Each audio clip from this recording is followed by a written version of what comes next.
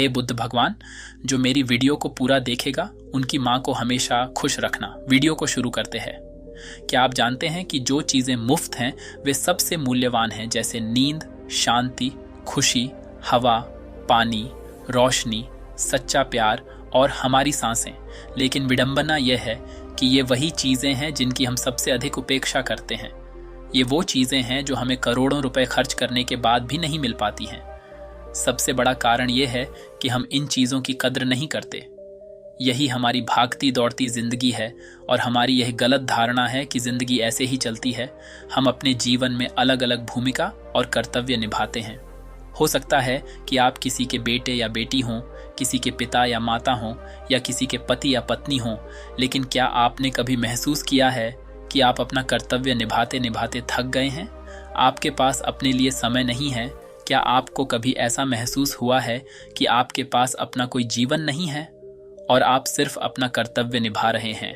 दरअसल जिस तेजी से भागती दुनिया में हम रहते हैं, इसलिए हमें ऐसा लगता है जैसे हमारी कोई निजी जिंदगी ही नहीं है, जैसे हम दुनिया में बिल्कुल अकेले हैं।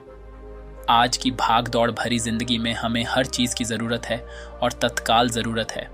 आज किसी के पास इतना समय नहीं है कि वह कुछ पल निकाल कर अपनी ज़िंदगी के बारे में सोच सके। इसका भी एक समाधान है जो आपको अगले पोस्ट में मिलेगा। इस पोस्ट में आपको मन की शांति, साहस और ज्ञान सीखने को मिलेगा। तो चलिए शुरू करते हैं एक कहानी से। एक बार एक दुखी और परेशान व्यक्ति एक बौद्ध भिक्षु के पास जाता है और उससे कहो, भिक्षु, मैं बहुत उदास हूँ, कृपया मुझे मेरे दुख दूर करने का कोई उपाय बताएं। बौद्ध भिक्षु ने उस व्यक्ति से पूछा, आपके अनुसार आपके दुख के लिए कौन जिम्मेदार है? आदमी ने कहा, ये समाज, ये लोग, मेरा परिवार, ये दुनिया और मेरी परिस्थितियां। उस आदमी का ये जवाब सुनकर बौद्ध भिक्षु मुस्कुराए और बोले, जब आप दुखी या खुश होते हो तो क्या महसूस करते हो? क्या ये दुनिया आपके दुख या खुशी के लिए जिम्मेदार है? अगर आप ऐसा सोच रहे हैं तो आप बिल्कुल गलत सोच रहे हैं। ये वास्तव में आप पर निर्भर करता है कि आप दुनिया को कैसे देखते हैं। दुनिया ने हमें गरीबी, दुख या खुशी नहीं दी है, बल्कि वह जानकारी दी है जो हम इस दुनिया से लेते हैं। हमारी मानसिक स्थिति इसी से तय होती है कि हम कैसा महसूस करेंगे। दरअसल इंसान का दिमाग इस तरह बना है कि सबसे पहले नकारात्मक विचार आते हैं। इंसान का स्वभाव ही ऐसा है कि वह सकारात्मक से पहले नकारात्मक बातें सोचता है। सच तो यह है कि हमें अपने जीवन में खुशी के पल तलाशने होंगे। हमें खुद को तैयार करना होगा ताकि हम हर पल और स्थिति में खुश रह सकें, क्योंकि खुशी मौके पर निर्भर नहीं करती, यह आप पर निर्भर करता है कि आप खुश रहना चाहते हैं या नहीं। गौतम बुद्ध की एक बहुत प्रसिद्ध कहावत है कि आप जो देखते हैं वही दिखाता है कि आप कौन हैं, यानी हमारा दृष्टिकोण हमारे व्यक्तित्व और सोच पर निर्भर करता है। जैसे कि अगर हम नकारात्मक हैं तब दुनिया की हर चीज़ हमें नकारात्मक लगेगी। यदि हम सकारात्मक बने रहें तो हम हर चीज़ को सकारात्मक दृष्टि से देखेंगे। जैसे बुद्ध की दृष्टि में प्रत्येक मनुष्य बुद्ध का ही रूप था। अगर आप अंदर से खुश हैं तो यह दुनिया आपके लिए अंदर से एक खुशहाल जगह है, लेकिन अगर आप दुखी हैं तो आपको सिर्फ उदासी ही नजर आएगी। यह सब हमारे नजरिए पर निर्भर करता है। लोग एक ही स्थिति पर अलग अलग प्रतिक्रिया देते हैं और यही प्रतिक्रिया आपको शांति भी दे सकती है, उनका दिमाग और कभी कभी सिर दर्द भी। जैसे किसी का दिन खराब चल रहा हो तो फिर वह हर चीज़ और हर घटना को जोड़कर देखने लगता है, लेकिन यह सोच गलत है। लोगों को लगता होगा कि वह गुस्से में यह सब सोच रहा है, और गुस्सा एक अल्पकालिक भावना है। जब आपकी सभी भावनाएं बेहतर हो जाती हैं तो ध्यान दें आपका, ताकि आप उन भावनाओं को अपने ऊपर हावी होने से रोक सकें, क्योंकि क्रोध और चिंता की ये अस्थायी भावनाएं आपके जीवन के महत्वपूर्ण निर्णयों को गलत तरीके से प्रभावित कर सकती हैं। जैसा कि मैंने पहले कहा था, क्रोध एक अस्थायी भावना है। यह कुछ समय बाद अपने आप शांत हो जाएगा। आप इसे एक बादल की तरह मानें जो अभी आसमान में है और कुछ समय में अपने आप गायब हो जाएगा। यदि नहीं तो प्रतीक्षा करें इस समय। आप खुद को शांत करने के लिए कुछ व्यायाम भी कर सकते हैं। जैसे ही आप अपनी सांसों पर ध्यान केंद्रित करते हैं, अपने आप को पूरी तरह से शांत और ढीला छोड़ दें। उस व्यक्ति ने बौद्ध भिक्षु से अगला सवाल पूछा कि क्रोध, घृणा और ईर्ष्या जैसी भावनाओं से कैसे निपटें, क्योंकि ये भावनाएं हमें अक्सर बहुत थका देती हैं। बौद्ध भिक्षु ने कहा, जागरूकता। अपने विचारों के प्रति जागरूक होना पहला तरीका है जिससे आप अपनी मानसिकता बदल सकते हैं। बौद्ध भिक्षु ने उस व्यक्ति से पूछा कि जब आपको बुरा लगता है तो आपकी पहली प्रतिक्रिया क्या होती है? व्यक्ति ने उत्तर दिया, मैं उस नकारात्मक भावना को वहीं दबाने की कोशिश करता हूँ या उसे स्वीकार नहीं करता या जल्दी से अपना ध्यान भटकाने की कोशिश करता हूँ। इस आदमी का जवाब सुनकर बौद्ध भिक्षु मुस्कुराए और बोले, लेकिन मैं आपको बता दूं कि ये सभी प्रयास व्यर्थ हैं, क्योंकि अंत में आप पर हावी हो सकती हैं ये नकारात्मक भावनाएं। व्यक्ति ने पूछा, तो ऐसी स्थिति में मुझे क्या करना चाहिए? स्थायी था बौद्ध भिक्षु ने कहा, अगली बार जब आप नकारात्मक भावनाओं से अभिभूत हों और उदास महसूस करें तो इसे ऐसे देखें जैसे कि यह एक भावना है, ये आपका हिस्सा भी नहीं है। जैसे एक पैदल यात्री सड़क पर चलते दूसरे व्यक्ति को देख रहा है, इसलिए स्वीकार करें कि यह आपका हिस्सा नहीं है। अब यह आपको कैसे परेशान कर सकता है? हालांकि इस तरह की जागरूकता के लिए आपको बहुत अभ्यास की आवश्यकता होगी। यदि आप एक बार ऐसा करना सीख जाते हैं तो यकीन मानिए आपको महसूस होगा अंदर से बहुत शांत और हल्का। नकारात्मक भावनाएं हमारे जीवन का अस्थायी हिस्सा नहीं हैं, न ही कभी होंगी, न ही ये हमें परिभाषित करती हैं। इसलिए अपने भीतर उठने वाली प्रत्येक नकारात्मक भावना पर ध्यानपूर्वक ध्यान दें। नकारात्मक विचारों को आने दें, उन्हें जबरदस्ती दबाने की कोशिश न करें, नहीं तो वे आपको कभी नहीं छोड़ेंगे।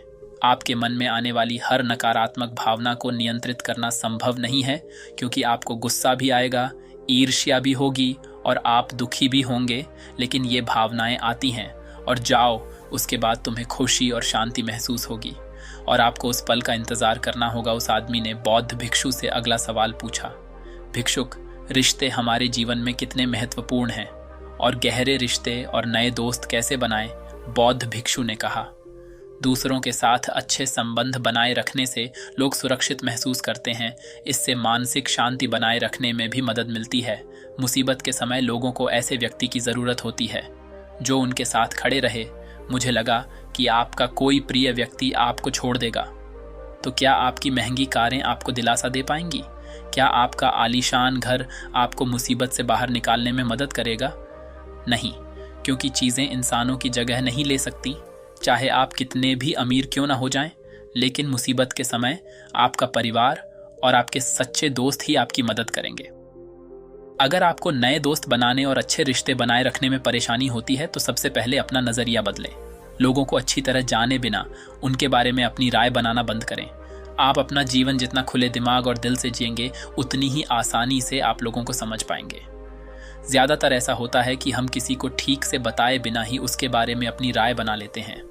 हम पहले से ही मान लेते हैं कि वह व्यक्ति ऐसा होगा या वैसा होगा, इसलिए दूसरों को जानने के लिए थोड़ा समय निकालें। हो सकता है सामने वाले के बारे में आपकी राय पूरी तरह से बदल जाए।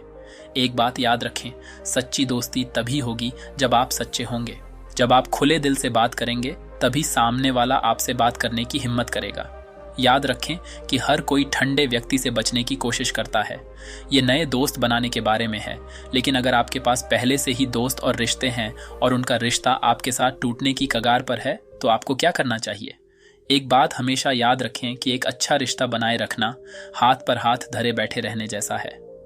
ठंडी रातों में आग, जैसे कि अगर आप आग से बहुत दूर बैठेंगे तो आपको गर्मी महसूस नहीं होगी, और अगर आप बहुत करीब बैठेंगे तो आपको गर्मी महसूस होगी। ठीक उसी तरह जब किसी रिश्ते में नज़दीकियां ज़्यादा बढ़ जाती हैं तो अक्सर बोरियत आ जाती है। इसलिए आपको अपने रिश्ते में संतुलन बनाकर चलना होगा। बेशक अपने रिश्ते को मजबूत करें, लेकिन इसे इतना भी करीब न रखें कि सामने वाले को घुटन महसूस होने लगे। रिश्तों में भी कुछ दूरी होनी चाहिए ताकि आपका अपने दोस्तों और करीबी लोगों के साथ हमेशा मजबूत रिश्ता बना रहे। व्यक्ति ने बौद्ध भिक्षु से अगला सवाल पूछा कि लोग क्या कहेंगे, इस डर पर काबू कैसे पाएं? बौद्ध भिक्षु ने कहा, अब जो 3 बातें मैं आपको बताने जा रहा हूं उन्हें गांठ बांध लें। ये तीनों चीजें आपको खुश रखने का काम करेंगी। पहली बात तो ये कि लोग आप में उतनी दिलचस्पी नहीं लेंगे जितनी आप चाहते हैं। होना। साधु ने उस व्यक्ति से पूछा कि क्या तुम्हें याद है कि तुम्हारे मित्र ने पिछले सप्ताह क्या पहना था और उसने क्या खाया? उस व्यक्ति ने कहा, नहीं, मुझे याद नहीं। तब भिक्षु ने कहा, जब आप दूसरों की छोटी छोटी बातें याद नहीं रखते तो वे आपके बारे में कितना याद रखेंगे, और जब लोग आपके बारे में याद ही नहीं रखते तो इस बात की चिंता करने से क्या फ़ायदा कि लोग क्या कहेंगे। दरअसल लोग हमारे बारे में उतना नहीं सोचते जितना हम सोचते हैं। दूसरी बात, यह ज़रूरी नहीं कि हर कोई आपको पसंद करे। क्या आप सभी को पसंद करते हैं? बिल्कुल नहीं। फिर आप दूसरों से अपेक्षा क्यों करते हैं कि वो आपको पसंद करते हैं? अगर कोई आपको पसंद करता है तो अच्छी बात है, और अगर नहीं करता है तो कोई बात नहीं। आपको किसी की पसंद नापसंद की परवाह नहीं करनी चाहिए। इन चीज़ों को स्वीकार करना सीखो। ये सब जिंदगी का हिस्सा है। हर किसी को निभाना संभव नहीं है। खुश हूं तो हम सबकी इतनी चिंता क्यों करें? तीसरी बात, हम जो काम दूसरों के नाम पर करते हैं उनमें से ज़्यादातर हम असल में अपने लिए ही कर रहे होते हैं। इसलिए खुद के प्रति ईमानदार रहना भी बहुत बड़ी बात है। अपना दिल खोलो और दुनिया तुम्हारे लिए अपना दिल खोल देगी।